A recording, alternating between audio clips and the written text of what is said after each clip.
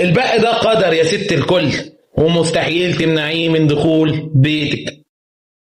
هو انا معترف ان البق ضيف تقيل جدا، لكن الوقاية منه مش صعبة اطلاقا.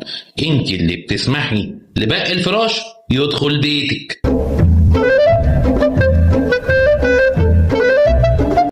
في الحلقات اللي قبل كده في سلسلة مصطفى حماد بيقولك كشفنا خرافات كتيرة جدا عن موضوع مكافحة بق الفراش، لكن النهاردة الحلقة مختلفة. النهاردة هقولك على 3 حاجات تحمي بيهم شقتك من دخول بق الفراش جوه بيتك.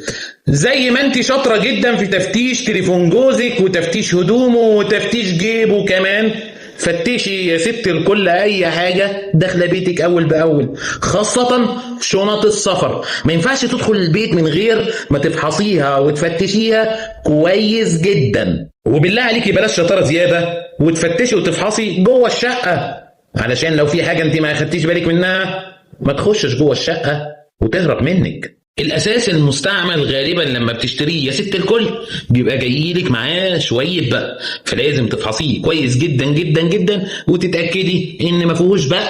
الميه السخنه في غايه الاهميه. بق الفراش عدو اللدود الميه السخنه، ما فيهاش حاجه لو كل هدومك وكل المفروشات اتغسلت في ميه سخنه بصوره منتظمه.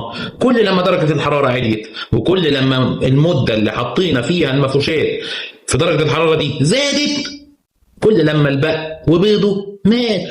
وانتي بتفحصي الاساس او المراتب او الكنب وخلافه، في نقط كده ما ينفعش نتغافل عنها.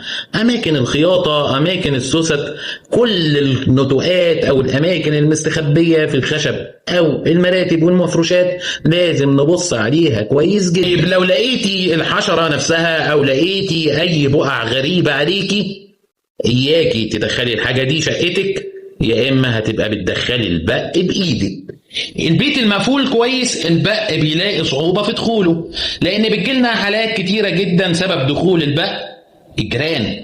فالكسور والشقوق لو مقفولة كويس والشبابيك وابواب الشقة لو مقفولين كويس، هيبقى صعب جدا البق يجيلك من عند جارتك ويخشلك. عشان كده انا مصطفى حماد جاي اقولك ان والله العظيم الوقاية من البق سهلة ومش مكلفة، بس احنا نسعى ونتحرك وما نسيبش فرصة للبق يدخل بيوتنا. يا ترى يا هل ترى متعودة تعملي الخطوات دي في بيتك بصورة مستمرة ولا مش متعودة؟ قولي لي تجربتك علشان الناس كلها تستفاد، ويا ريت التفاعل بتاعكم علشان يشجعني ان انا اكمل ازودكم بالمعلومات الصح، وعلشان كمان الفيديو ده يوصل لكل الناس وكل الناس تتعلم وتستفاد. اشوفكم الحلقة الجاية.